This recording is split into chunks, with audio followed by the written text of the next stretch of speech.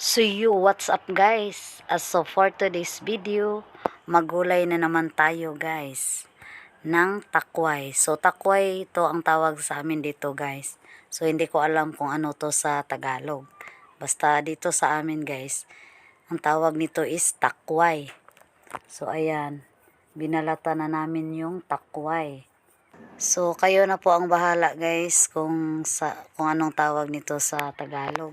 Kasi hindi ko alam kung anong tawag nito. Basta sa amin, tawag nito ay takway.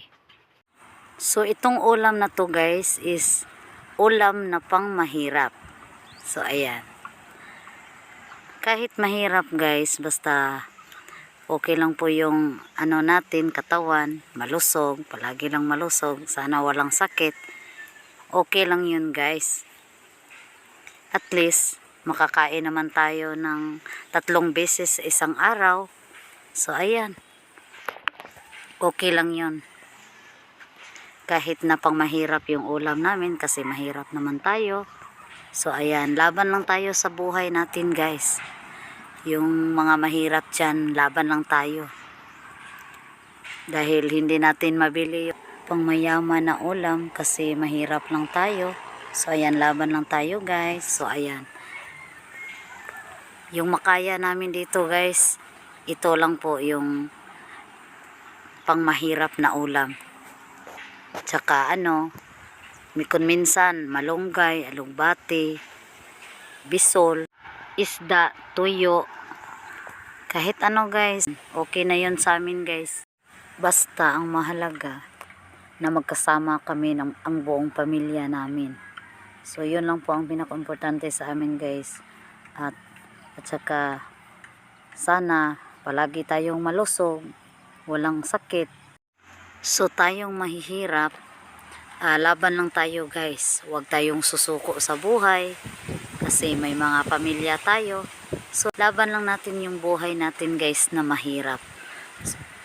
Baka hindi natin alam kung ano yung plano ni Lord sa atin, sa ating mga mahirap.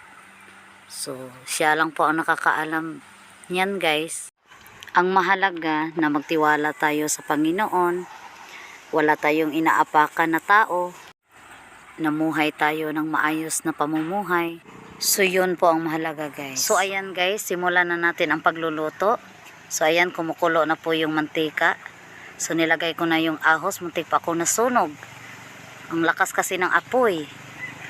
Ayan, muntik na nasunog ang aking kamay. So ayan, nilagay ko na yung takway. Muntik pa akong nasunog sa kakalakas ng apoy. So ayan, tinakpan ko na guys.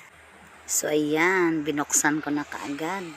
At nilagyan ko ng iodized salt. Ayan. At saka nilagyan ko ng tuyo.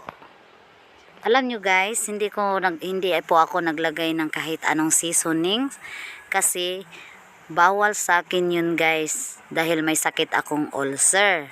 So ayan, yan lang po ang nilagay ko guys, iodized salt at saka tuyo. Ayan, nilagyan ko ng konting tubig. Bawal kasi ako guys sa maasim o kahit anong seasoning. Ayan, nilagyan ko na ng sugar guys. Ayan, hinalo-halo. So ayan, luto na guys. So thank you all for all watching guys. God bless us all. Bye bye.